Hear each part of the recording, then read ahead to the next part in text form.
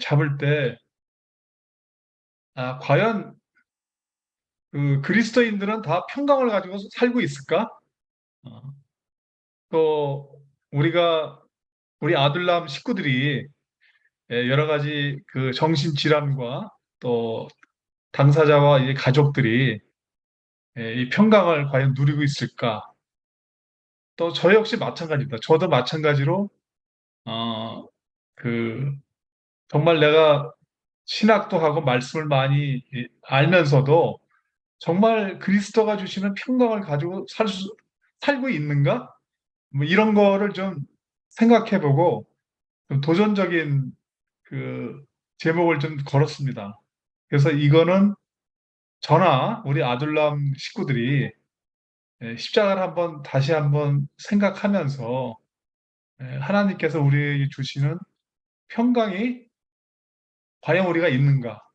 그걸 우리가 정말 누리고 있는가? 이런 것을 말씀을 통해서 같이 나누면 좋을 것 같습니다.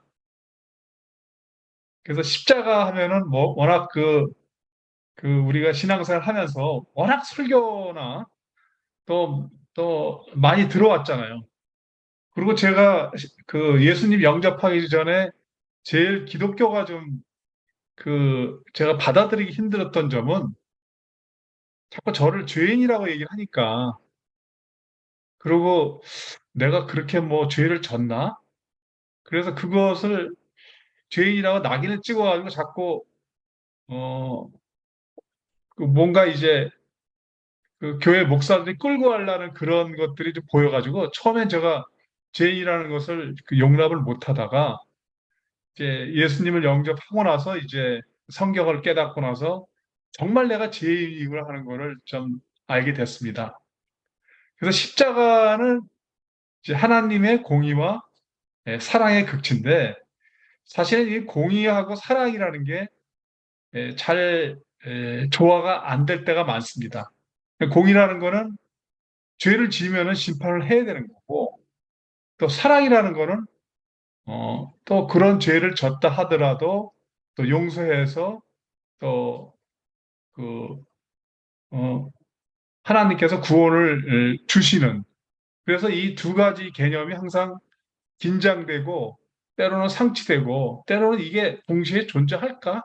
이런 것들이 이제 생각이 되는데 그거를 이제 합치시키는 개념이 이제 믿음이겠죠. 근데 이 믿음은 그 에베소 3장 16절처럼 그리스도가 우리 마음에 계시는 건데 에, 과연 우리가 우리 마음 가운데 그리스도가 계시다는 것을 항상 의식하고 또 하나님의 임재를 우리가 경험하면서 살아가고 있느냐 하는 것도 굉장히 도전적인 그것 같아요. 예. 그래서 이 십자가라는 게 결국에는 죄사함이 있고 또 하나님과의 화목이 있고 또 십자가를 통해서 구원의 길이 이제 열리는 건데 이 구원이라는 거는 하나님의 영과 인간의 영이 연합되어 있는 거다. 이거는 아마 이런 정의를 아마 별로 보신 분은 없을 거예요. 이게 십자가의 도라는 책에서 워낙 그 기독교 고전인 십자가의 도라는 책에서 이렇게 정의되고 있어서 소개를 드린 건데 그 인간의 영이 과연 있는 거냐? 그래서 인간의 영혼도 구분할 때 뭐 영혼육 또는 영혼과 육 이렇게 해서 이분법과 삼분법으로 구분하는데 여기 정의는 이제 인간의 영이 분명히 구분되어 있는 거죠. 영이 있고 혼이 있고 인간의 육이 있는. 그래서 하나님의 영과 인간의 영이 이제 결합되는 걸 구원이라고 얘기를 하고 있고 또 그렇게 되면 어떻게 되냐면 그 육체의 소욕이나 자아는 죽고 성령의 요구에 이제 순종하게 되는 거죠. 그래서 여기 아들람 공동체에 계신 모든 분들은 다 성령을 지금 갖고 계시죠? 근데 그거를 어떻게 알죠? 내가 성령이 있다는 거를 하나님 말씀을 보면은 내가 예수 그리스도를 구주로 고백하는 순간에 이제 그 성령님께서 있다는 그 증거죠. 그러니까 만약에 예수님을 내가 구주로 고백을 못하면은 성령이 없는 거고, 근데 성령이 예, 있고 예수님을 구주라고 얘기해도 가끔은 내가 성령이 있는지 또 하나님의 임재를 내가 가끔은 의심할 때도 생기죠. 예. 그래서 그 성령이라는 이 존재가 인간의 어떤 그 인식이나 인간이 어떤 보고 어떤 증거를 가지고 잘 알 수가 없는 영역이기 때문에 결국 이 부분은 이제 믿음의 영역에 해당되는 거죠. 그래서 아둘람 그 식구들이 같이 예배를 보고 말씀을 나누고 서로 성도 간의 교제를 할 때, 아, 성령님이 우리 안에 계셔서 지금도 이제 우리 예배를 주관하고 계시고 우리를 다 감찰하시구나. 그래서 이 십자가의 도는 고린도전서 1장 18절에 보면은 멸망하는 자의 미련한 것이요 구원을 받는 우리에게는 하나님의 능력이라. 근데 미련한 건지 하나님의 능력인 건지 지금 우리가 이거를 잘 알 수는 없죠. 근데 언제 알 수 있을까요? 우리가 죽어봐야 알겠죠. 또 하나님의 심판이 있을 때 결국에는 하나님의 영이 없는 믿지 않는 사람들은 영벌에 처해서 지옥에 가는 거고, 또 그렇지 않은 하나님의 영을 갖고 있는 우리, 그리고 끝까지 하나님을 믿고 신앙성경을 해가는 성화의 과정을 성실하게 가고 있는 그런 성숙한 성도들만이 이제 구원을 얻게 되는 거죠. 여기서 이제 그 자아 육체 소욕이 죽는다고 얘기하는데, 갈라디아서 2장 20절에 보면은 우리가 그리스도와 함께 십자가에 못 박혀 죽었다고 그랬을 때 그때 옛사람이 우리 죽는 거 아니에요? 근데 제가 그 자아를 죽어본 그 경험이 있어요. 언제 죽어봤냐면은 그 예수님 영접하고 나서 죽어본 적은 기억이 잘 안 나고, 제가 사랑의 교회에서 제자 훈련 받고 다락방 순장도 열심히 섬기고 있을 때 이제 이 자아를 제가 죽어본 적이 있는데, 그 얘기는 옛사람을 제가 한번 그 옛사람의 모습이 뭔지 하는 거를 경험을 하고 자아 죽음 경험을 제 신앙 여정의 한 단면을 좀 같이 나누면 좋을 것 같아요. 20년 전의 일인데 제가 KT 임원하고 있을 때 제법 잘 나가는, 그러니까 해외 박사학위를 갖고 있으니까 잘 나갈 때인데, 여전히 저는 이제 좀 공부를 잘 못하고 학력이 좀 낮고 능력이 떨어지는 사람에 대해서 매우 이제 무시하고 그 교만한 것들이 이제 많이 있었어요. 그리고 때로는 이제 내가 좀 능력이 있다는 걸 인정을 해주면은 그 사람하고 잘 사귀고, 그런 거 인정해 주지 않으면은 이제 거들떠보지도 않는 그런 교만함이 제가 있었는데, 예, 하나님께서 그 저의 자아의 모습을 보시고 저에게 고난을 주신 적이 있어요. 그래서 20년 전에 회사에서 이제 직장 상사가 갑자기 이제 금품수수로 이제 구속이 돼가지고 이제 검찰에 이제 구속이 되는, 그래서 감옥살이가 되는 그런 상황이 벌어져가지고 저도 이제 KT 내에서는 이제 승진할 수 있는 그, 그 기회도 잃어버리고 회사를 떠날 수밖에 없는 그런 상황이고, 또 가정에서는 우리 큰딸이 그 경계성 그 심리장애 이런 병을 갖고 있었는데, 이 아이가 이제 자살 시도를 하는 바람에 서울대 병원에 이제 입원을 된 거죠. 그래서 집안에 여러 가지 우환도 있고 직장에서도 참 그렇게 예, 승진도 제대로 될 수밖에 승진도 되지 않고 회사를 떠나야 되는 그런 상황이 되니까 사람이 이제 매달릴 거는 기도 말고는 없더라고요.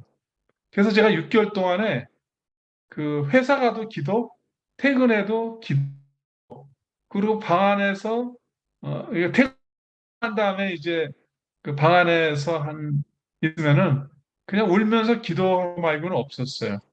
그래서 그때 6개월 동안에 제가 기도했던 거는 지금도 아주 그때 아주 그 바로 느껴지거든요. 그래서 제가 그걸로 인해서 저희 교만이든가 회사 내에서 잘못되는 그 관행, 그러니까 고난이 없으면 아마 제가 잘을 못 벌였을 것 같아요. 그래서 우리가 지금 자녀가 우울증이다, 조울증이다, 또 집안에 또 물질이 좀 문제가 되고 사업이 잘 안 되고 이럴 때 이것 다 이제 하나님이 그 허락하시는 고난이고 이 고난을 이제 잘 죽이는 그러면서 거룩함으로 가는 그런 고난이 예, 축복이라는 말을 많이 하잖아요. 그래서 변장된 축복이라는 거를 다시 한번 좀 강조드리고요. 최근에 제가 그 얼마 전에 50대 후반의 어떤 여성을 만났어요. 그 여성을 만났는데 얼굴빛이 굉장히 밝더라고요. 그래서 무슨 이렇게 좋은 일이 있냐고 물어보니까 자기가 그 겪었던 그 정말 어려운 일을 얘기를 하는 거예요. 근데 그게 어떤 얘기냐면은 이제 한 30년 전에 자기가 두 아들과 남편을 이제 신혼부부이기 때문에 신혼인데 굉장히 어리죠. 2살짜리, 3살짜리. 그렇게 됐는데 갑자기 남편이 출근길에 교통사고를 당해가지고 전신마비가 된 거예요. 어? 전신마비가 되니까 그 여자로 볼 때는 정말 감당할 수 없는 시험이잖아요. 그래서 자기 남편이 있는 병원에 가서 이제 아이 둘을 데리고 거기서 이제 상당 기간 동안 숙식을 하고 또 그런 것, 근데 자기 남편을 치료하는 그 물리치료사가 기독교인이라서 그 사람이 교회도 인도하고 또 물질적으로 도와주고 그래서 또 주변에 이제 병원에 있는 고객들한테 본인의 성실성을 좀 인정받아가지고 보험을 이제 영업을 해서 그걸로다가 이제 근근히 생계를 유지해가지고 지금은 이제 아들 둘이 취업을 해서 지금 어느 정도 생활 안정이 됐다고 이렇게 얘기하는데 그 사람이 갖고 있는 거는 정말 제가 볼 때는 이제 그 하나님의 은혜인 것 같아요. 근데 본인이 이렇게 고백을 하더라고요. 자기가 이렇게 어려운 일 당해서 극복할 수 있었던 거는 긍정적인 생각과 긍정적인 감정으로 바뀌었다. 그래서 뭐든지 긍정적으로 보는 그런 삶의 습관이 만들어졌다. 이렇게 고백을 하더라고요. 그래서 결국에는 그분도 그 육체의 소욕이나 이 자아를 이제 죽이고 결국 지금 교회에 열심히 나가는데 이 성령의 요구에 순종하는 삶을 이제 살고 계시는 걸 제가 봤습니다.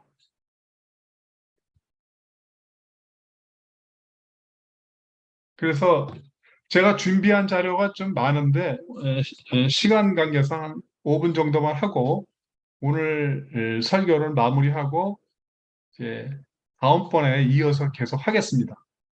그래서 십자가가 오면은 이제 우리의 중심이 바뀌는데 요한복음 12장 25절에 보면은 자기의 생명을 사랑하는 자는 잃어버릴 것이고 자기의 생명을 미워하는 자는 영생을 하도록 보존한다고 그랬잖아요.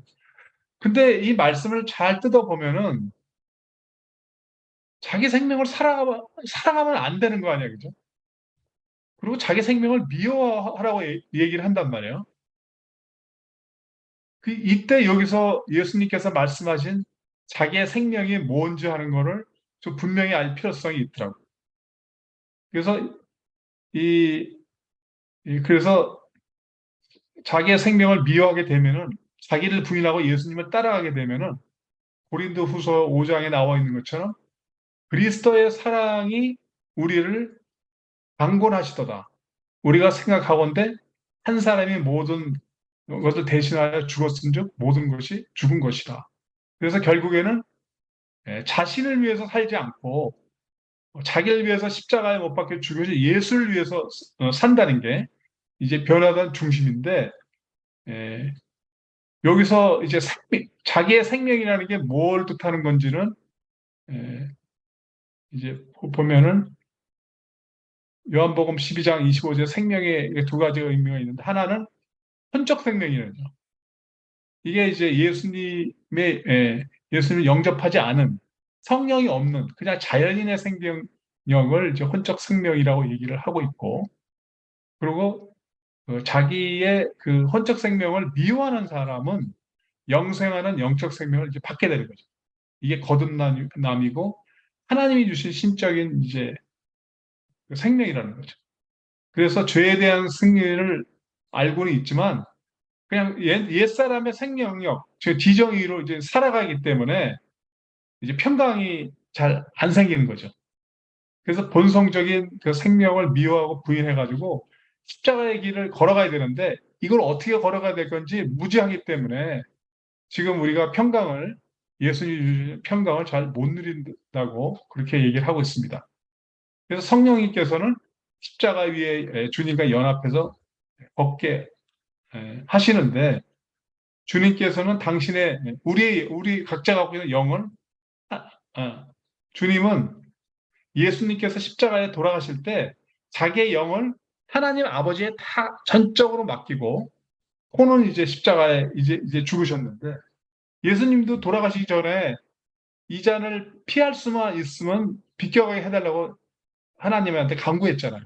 그러다가 하나님 뜻이거든, 어, 그 잔을 이제 옮기지 않고 십자가의 죽음을 이제 순종하겠다는, 그렇게 해서 예수님께서 십자가의 길을 가셨는데, 이 성숙한 크리스찬들은, 즉 평강을 가지고 있는 성숙한 크리스찬들은 자기의 어떤 의식이나 기분을 느끼지 못해도, 그러니까 내가 기분이 좋든 나쁘든 어떤 형통하지 않든 상황에 관계없이, 조건에 관계없이 그냥 믿음으로 십자가의 길을 이제 걸어간다는 거죠. 그럴 때 우리가 혼적 생명을 미워하고 영적 생명 미워하게 되면은 영적 생명을 얻게 되는 거죠. 이게 하늘의 미랄이나 이제 똑같은 거죠. 하늘의 미랄이 썩지 않으면은 그 열매를 맺지 못하는 것처럼, 결국 십자가에 돌아오는 거는 우리 자아를 이제 부인하고 우리의 원래 갖고 있는 자연인의 그 지정이, 모두 생각이나 감정이나 어떤 기분이나 또 상황에 따라서 막 휘둘리는 이런 것들도 이제 에, 견디면서 결국 하나님께서 주시는 말씀에 순종하고 십자가의 길을 가는 것이, 이것이 이제 하나님께서 우리를 향한 그런 생각이고, 그렇게 하기를 바라시고 또 그렇게 하도록 하나님께서 우리를 계속 인도하고 계신다는 것을 다 같이 아, 공감하시고 믿고 또 그렇게 하시리라고 제가 생각합니다. 그래서 제가 설교를 여기까지 마치는데, 마지막으로 제가 한 구절은 같이 합독해서 마무리했으면 좋을 것 같아요. 그 빌립보서 4장 6절이요. 여기 보시면은 아무것도 염려하지 말고 그 마음과 생각을 지키시라. 요거를 다 합독을 한번 하시죠. 그리고 제가 설교를 마무리하겠습니다. 다 같이요.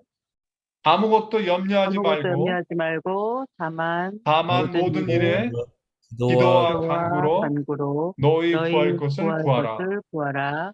그리하면 모든 모든 지각에 뛰어난 하나님의 하나님의 평강이 평강이 그리스도 예수 그리스도 안에서 예수 안에서 너희 너희 마음과 마음과 생각을 생각을 지키시리라. 지키시리라. 아멘.